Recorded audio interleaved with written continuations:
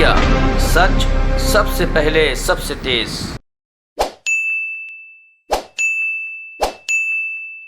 तो उन्हीं गारंटियों में से एक गारंटी ये है कि दिल्ली के अंदर आवारा पशुओं की एक बड़ी समस्या है। आप देखें, दिल्ली के अंदर जितने कूड़े के खत्ते हैं वहां पे गौ माता कूड़ा खाती हुई नजर आती है, जबकि गौ माता की सही जगह है कि उनको गौशालाओं के अंदर रखा जाए, वहां पे उनको हरा चारा दिया जाए। तो दिल्ली सरकार जितने भी आवारा पशु हैं, खासतौर पे गाय हैं और गौवंश है, उन सबको पालने के लिए आधुनिक गौशालाएं बनाएगा। नगर निगम में आने के बाद आम आदमी पार्टी ये गौशालाओं को बनाएगी जहां पे इन सबको रखा जाएगा और अच्छा आहार दिया जाएगा। दूसरी समस्या है बंदरों की।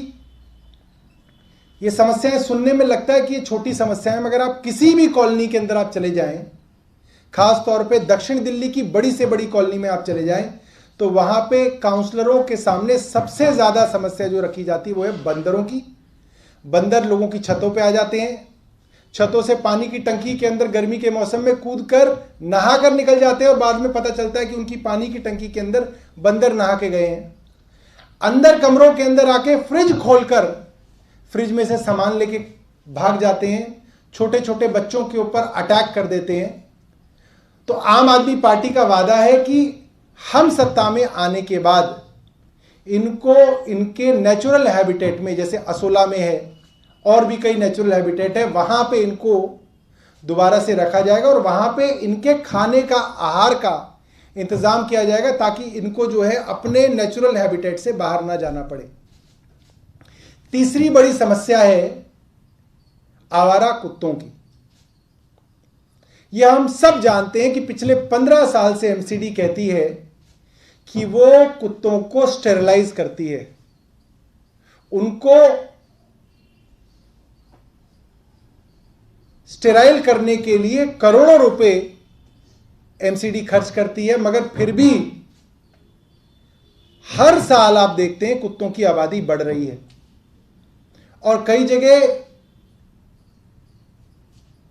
ये जो डॉग्स हैं, स्ट्रीट डॉग्स हैं, ये लोगों को अटैक करते हुए भी नजर आते हैं क्योंकि इनको भोजन नहीं मिलता, भूखे होते हैं, चिड़चिड़े होते हैं। जनसंख्या लगातार बढ़ रही है। हर कॉलोनी के अंदर दो ग्रुप हैं, कुछ पशु प्रेमी हैं और कुछ कहते हैं कि इनको हमारे कॉलोनी से हटाओ।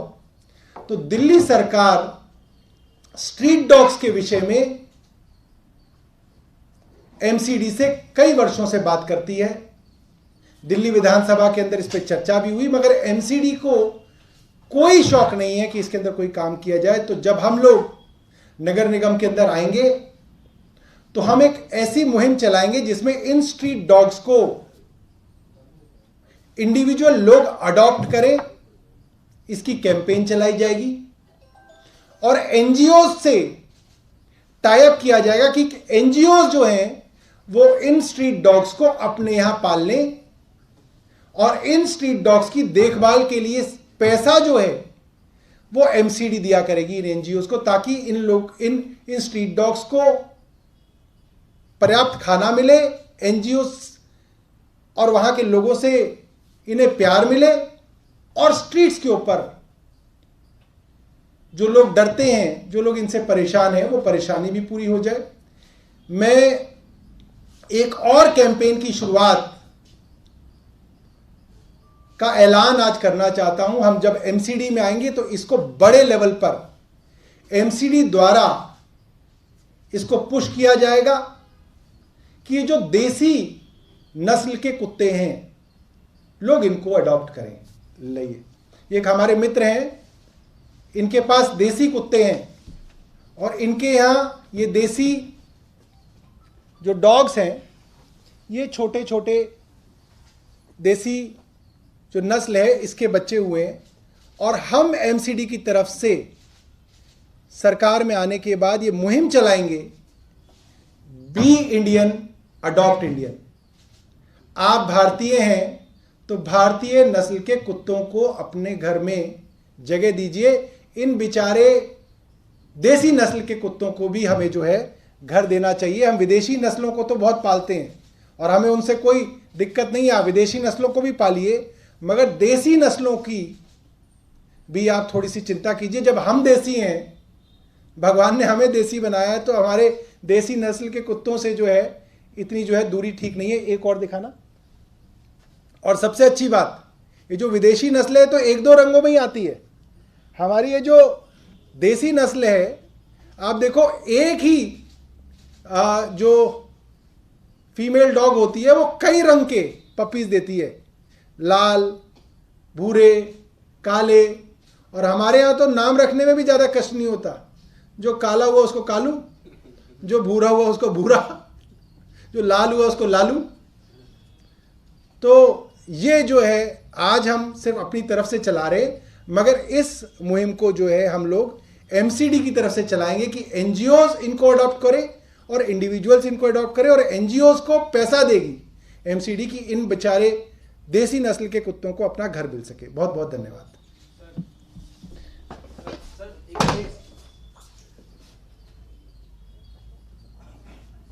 बड़े शांत बच्चे जी। कंचन जरीवाला को लेकर कल आपने कहा था कि उनको किडनैप किया गया और उनका नामांकन वापस जबरन कराया गया, लेकिन उनका एक बयान आया, उन्होंने कहा कि उन्होंने कोई दबाव उन पर नहीं था और उन्होंने अपनी मर्जी से नामांकन वापस किया। वो एक जोक चलता है ना गुजरात पुलिस के ऊपर कि गुजरात पुलिस जिससे जो कहलवाना चाहे कहलवा सकती है। एक सामान्य से कार्यकर्ता हैं हमारे कंचन जरीवाल जी, और पार्टी को उनसे कोई इस चीज के लिए कोई उनसे गुस्सा नहीं है, क्योंकि हम ये बात समझते हैं कि जिस तरीके से उनके ऊपर दबाव बनाया गया, जिस तरीके से पूरे परिवार के ऊपर दबाव बनाया गया, एक कैंडिडेट को उसके घर से अगवा कर लिया गया, उनके फोन स्विच ऑफ करा दिए गए, जिस तरीके से 500 गुजरात पुलिस के पुलिसकर्मी उनको बंधक बना के आरओ के ऑफिस तक लाए, उनके साथ चलने वाले भारतीय जनता पार्टी के गुंडे पहचाने जा सकते हैं। अब कोई आदमी अपनी जान और अपना काम धंधा और अपने परिवार के लोगों की जान बचाने के लिए जो भारतीय जनता पार्टी कहलवाएगी वो बेचारे कहेंगे। उनके पास मुझे लगता है और कोई रास्ता भी नहीं है, और हमें उनसे पूरी सहानुभूति है। हम समझ सकते हैं कि वो एक आम आदमी है और एक आम आदमी को कई चीज़ों से डराया जा सकता है।